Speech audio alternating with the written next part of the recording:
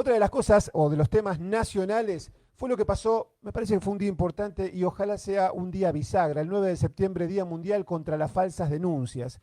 La convocatoria fue en Parque Lezama a las 17 horas. El objetivo, alertar sobre la falta de garantías jurídicas básicas como la presunción de inocencia o la igualdad ante la ley, erosionadas por la perspectiva de género que sacraliza la palabra de la denunciante. Así como escucharon, sacraliza la palabra de la denunciante. La convocatoria, obviamente, como dije, fue en Parque El Lezama y gracias a Dios, como diría, fue mucha gente, fue muy importante el apoyo.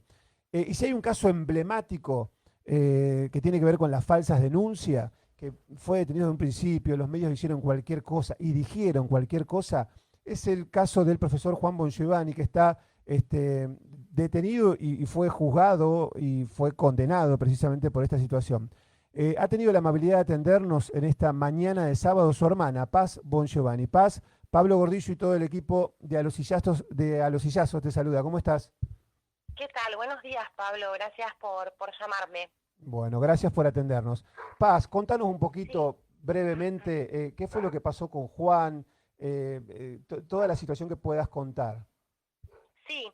Vos sabés que te estaba escuchando recién con esto del 9 de septiembre como bisagra, que así lo sentimos nosotros también, luego de 2 años casi de sufrir esta pesadilla con mi hermano, en donde en los comienzos de toda esta historia nos sentimos también muy solos, ¿no?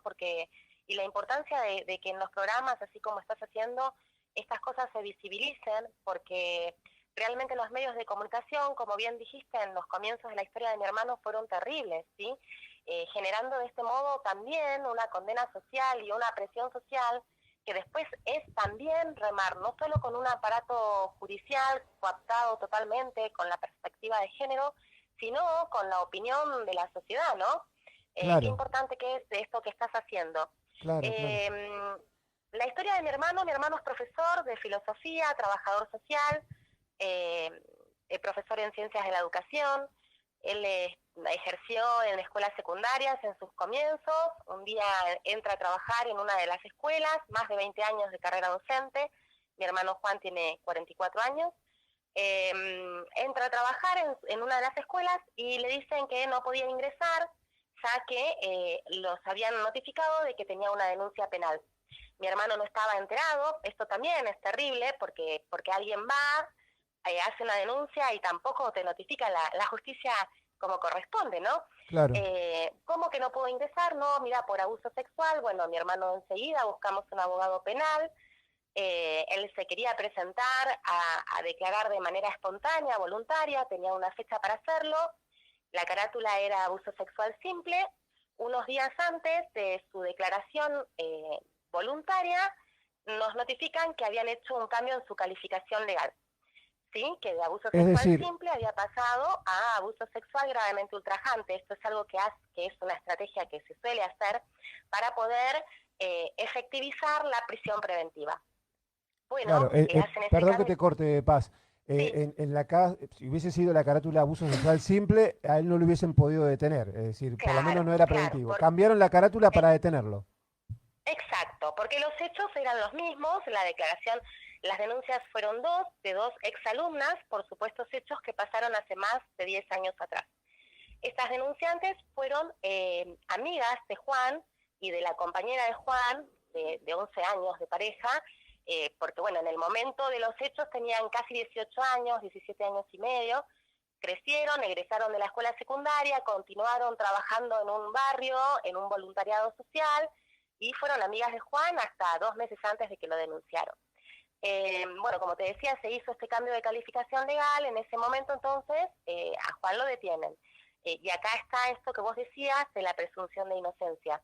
Cuando a Juan lo detienen, solo lo detienen con la declaración de estas dos chicas, sin ninguna pericia, nada, ninguna prueba concreta, sino el relato de lo que contaron que había sucedido hace 10 años atrás.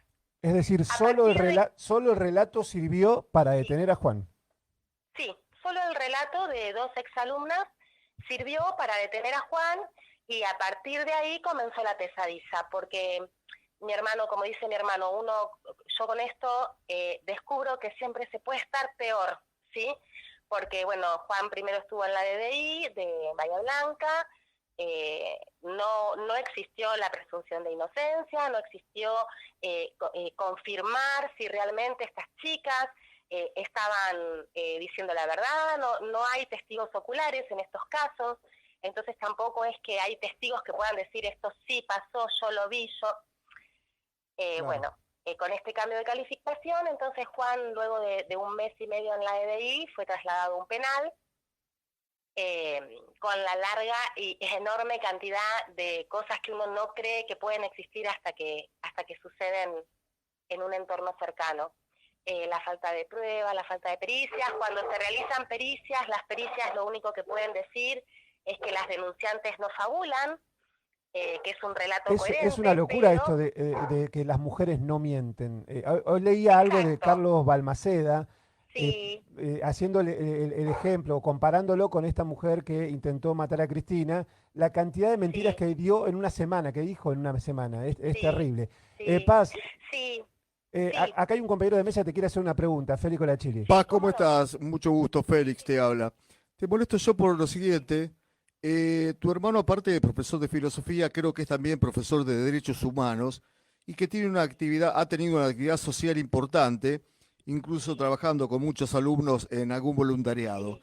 Mi consulta pasa por si vos creés que el tener una visión política que no es compatible con el establishment, ha tenido esto para los medios un ataque mayor, tu hermano, y se ha puesto el caso casi demonizándolo, de tal manera que la justicia también se haya visto un poco apretada para que tenga que dar la sanción que dio. ¿Vos considerás que la política estuvo en el medio? Sí. Mira, te voy a contar esto. Sí, por supuesto que sí. Yo creo que todos, en realidad, estos casos de falsas denuncias, la política está de por medio. En el caso puntual de Juan, mi hermano nunca militó partidariamente, ¿sí? Siempre fue un militante independiente de los derechos humanos. En la ciudad de Bahía lo conoce mucha gente por eso. Pero las denunciantes de Juan, las dos denunciantes, sí son militantes partidarias. Incluso luego de la denuncia de Juan, ellas pudieron acceder a otros puestos de trabajo e incluso una se postuló políticamente también en la ciudad. Bueno, y lo triste es que el rostro de mi hermano, con abajo la palabra culpable después del juicio, flameaba en carteles con abajo el eslogan de hijos, por ejemplo, ¿sí? Que es, digamos, la lucha a favor de los derechos humanos. Casi como un genocida. Claro. Sí, como un genocida, ni siquiera, incluso en el debate que fue por jurado, el juicio de Juan, que esto también nos demuestra que la presión social es tan grande. A nosotros, cuando fue el debate de Juan, a Juan lo acompañaba afuera en tribunales la gente de a pie, la gente de los barrios humildes en donde él trabajó. Del otro lado había una multitud de militantes que no conocen a Juan, que nunca lo vieron, militantes feministas, militantes del Partido Obrero, militantes kirchneristas, enormemente una convocatoria enorme. Entonces dentro de la sala estaba el jurado, la jueza, bueno, es toda una logística que acompaña a estas denuncias, en donde en todos los casos se repiten los mismos patrones. Un escrache, los medios, el hacer de esto una batalla con el eslogan de derechos humanos, en donde muchos adolescentes, mucha juventud se une, sin medir las consecuencias. Entonces, el aparato judicial queda totalmente borrado, sesgado y presionado. Es muy difícil y es muy preocupante lo que estamos viviendo a nivel nacional, ni hablar los docentes, y a nivel mundial también. Pasa en todos, pasa en todo el país y viene del mundo, ¿no? Porque si uno se pone a analizarlo, en el mundo también está pasando lo mismo. Contanos para no seguir perdiendo el tiempo y demás, contanos cómo fue la situación. Yo algo supe de el trato para con tu mamá y para con vos de estas militantes. Sí, cuando desde un primer comienzo Nosotros mantuvimos silencio la primera etapa de instrucción de la causa de Juan, justamente para no interferir en lo que creíamos que la justicia debía hacer, que nunca hizo, que era investigar, trabajar. Cuando yo salgo a los medios a contar nuestra versión de la historia, enseguida fuimos atacados como familia, diciendo, escrachándonos de que hostigábamos, de que Juan tenía el encubrimiento del Estado, cuando Juan en realidad nunca tuvo ningún beneficio. Y durante el debate vino el mayor hostigamiento también, yo entrando a la sala con mi madre mayor, muy mayor del brazo, y bueno, desde los movimientos feministas que hablan de sororidad, gritando que si Juan sale en libertad, la que vamos por la cabeza de la madre, a mí gritándome defensora de abusadores. Finalizó el debate, a Juan el jurado lo ve culpable de 3 hechos e inocente de un hecho, y toda esta multitud se fue a la puerta de la casa de mis padres a seguir con los tambores y los bombos festejando, cuando mi padre, de 80 y pico de años, aún no estaba ni enterado de que su hijo había salido que la sentencia había sido culpable. O sea, es una monstruosidad terrible han hecho alrededor de la historia de mi hermano en la ciudad de Bahía Blanca. Son criminales. Paz, ¿cómo sigue Sí. todo esto? Bueno, Juan finalmente le dieron 10 años de condena. Nosotros vamos a seguir, esto recién comienza, vamos a seguir apelando y trabajando, y queremos confiar que en algún momento esto se va a caer cuando sea analizado de manera más técnica, qué es lo que creemos y deseamos. Y de no ser así, seguiremos haciendo camino. Y si lo logramos, seguiremos haciendo camino también de todos modos, porque no podemos permitir que nuestro mundo avance monstruosamente como hemos estado viviéndolo como familia. Así que seguiremos. Bueno, muchísimas gracias por atendernos y estamos en contacto. No, gracias a ustedes, chicos. Gracias. Gran abrazo, Un abrazo. Juan. Gracias. Un abrazo. Hasta luego. Hasta luego. Pasaba de esta manera entonces Paz Bongiovanni, hermana de Juan Bongiovanni, este profesor que fue condenado a 10 años de prisión. Ahí tenemos, Pablo, a dónde nos han llevado como sociedad. Yo lo único que te diría que vería con ojos positivos es que fue el Día Mundial de la falsa noticia. Es decir, esto pasa en todo el mundo, no solamente en la Argentina.